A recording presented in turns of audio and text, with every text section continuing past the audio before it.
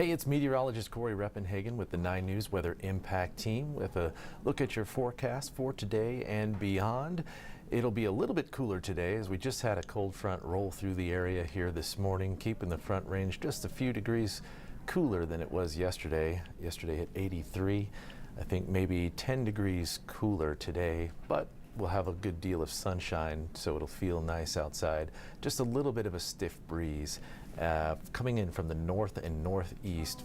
A little bit of a bite to it, but not too bad. Take a look at your forecast for today here in Denver. Lots of sunshine, hardly any clouds in the sky today. We'll get those temperatures up into the 70s. Likely holding at about 72, 73 degrees today as that cooler air presses in continuously from the north and northeast. Our forecast highs across the rest of the state and the region. A little bit cooler today all across the eastern plains, about the same in the high country today, 60s and maybe a few 70s and a few 80s out there on the western slope today. We have a freeze watch coming tonight. If you look at just to the east, that's where the cold air is situated. We've got freeze warnings in place out in Kansas, and right along the Kansas-Colorado state line, we have a freeze watch in place for tomorrow morning. So Tuesday morning, it could reach temperatures right at freezing or potentially even below freezing.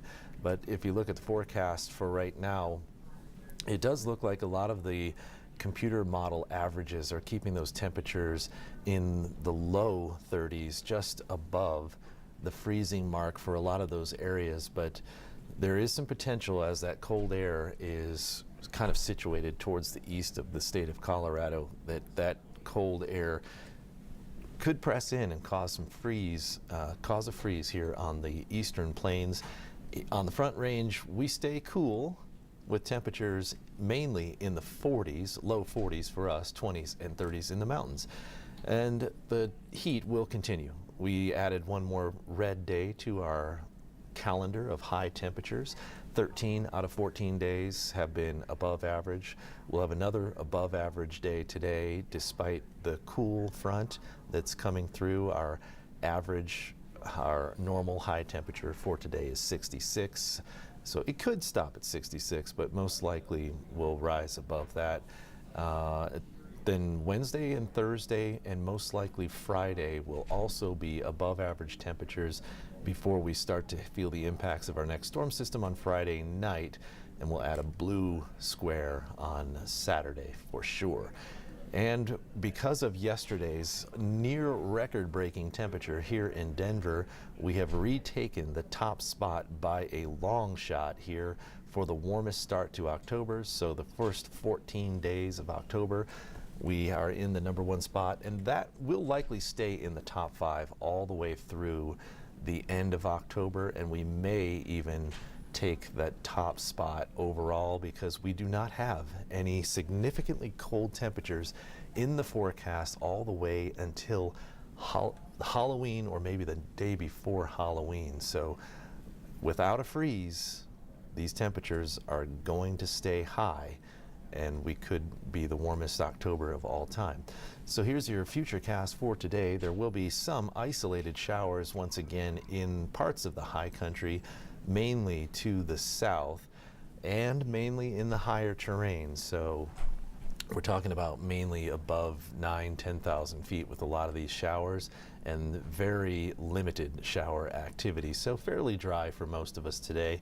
And also notice on the Front Range, not too many clouds in the area around sunset tonight.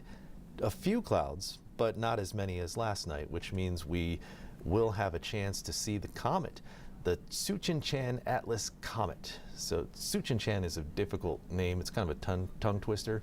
So a lot of people are just calling it a T-Atlas Comet. This is a shot that I took last night from my roof in Arvada. You can clearly see the comet shortly after sunrise. So after the sun goes down, give it about 30 minutes, let your eyes start to acclimate to the dark sky, and you should see that if you look towards the west and maybe slightly to the southwest.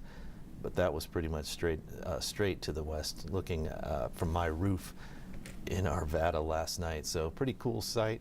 You can really call that comet whatever you want because it's not going to be in our neighborhood for another 80,000 years. So it doesn't come around too much. It'll be a great sight to see if you can get out there tonight to see that. The forecast highs for tomorrow will raise back up.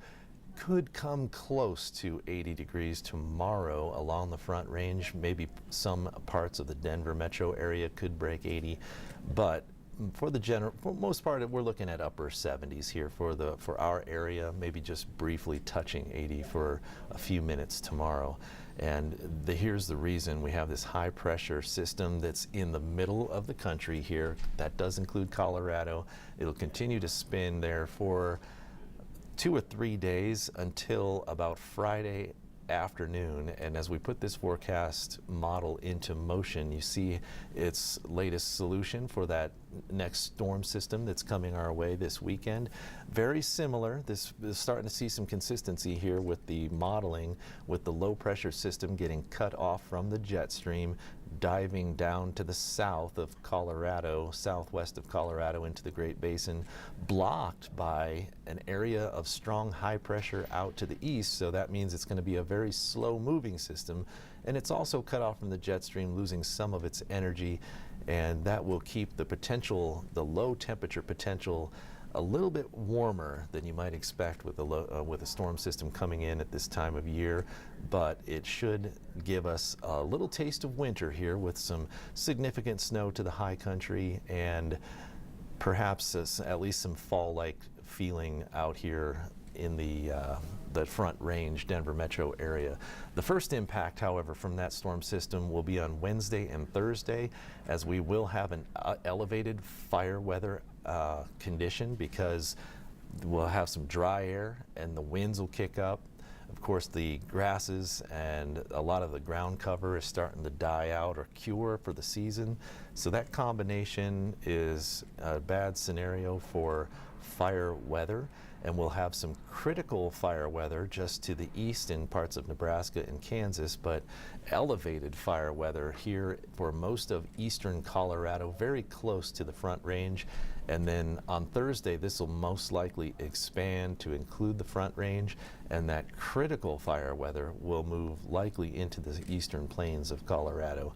And then your next impact from that storm system will be the snow. Here's an early look at the computer forecast model long range here, as this is the starting Friday morning going through Sunday morning.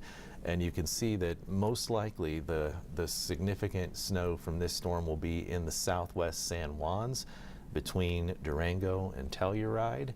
We could see more than a foot of snow out of this system, and it could start the snowpack accumulation season for the year, where we just add this snowpack up through the winter.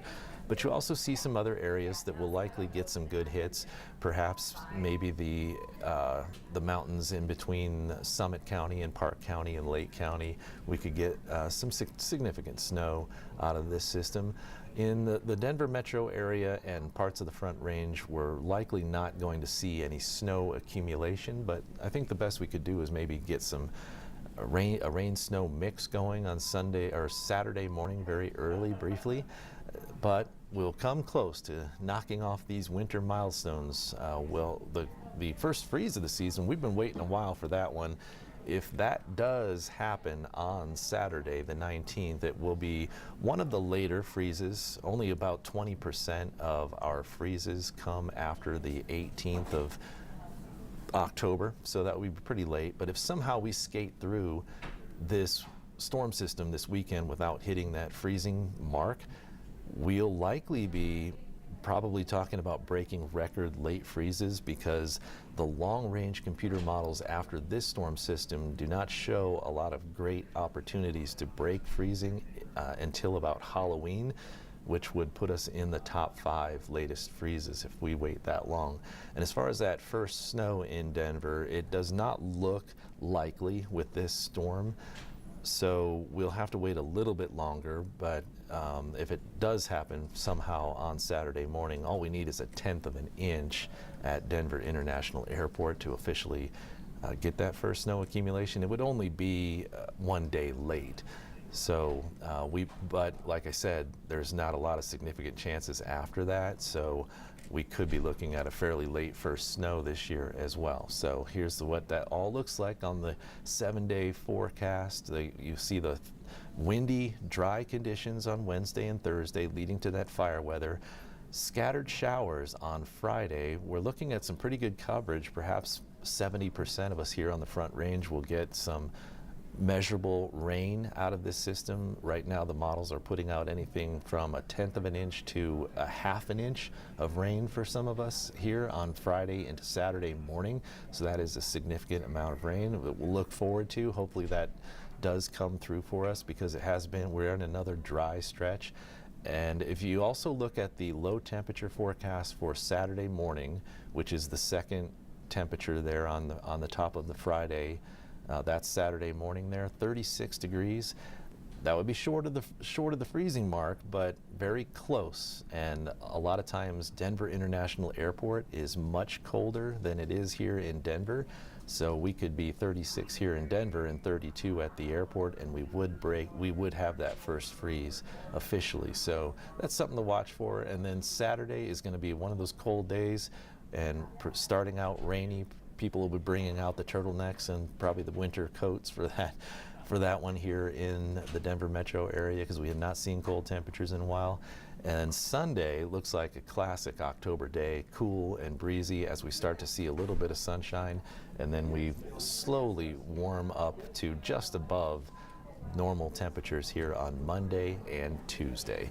So that's a look at your forecast in as much detail as we could provide at this moment. So have a great day, and thanks for tuning in.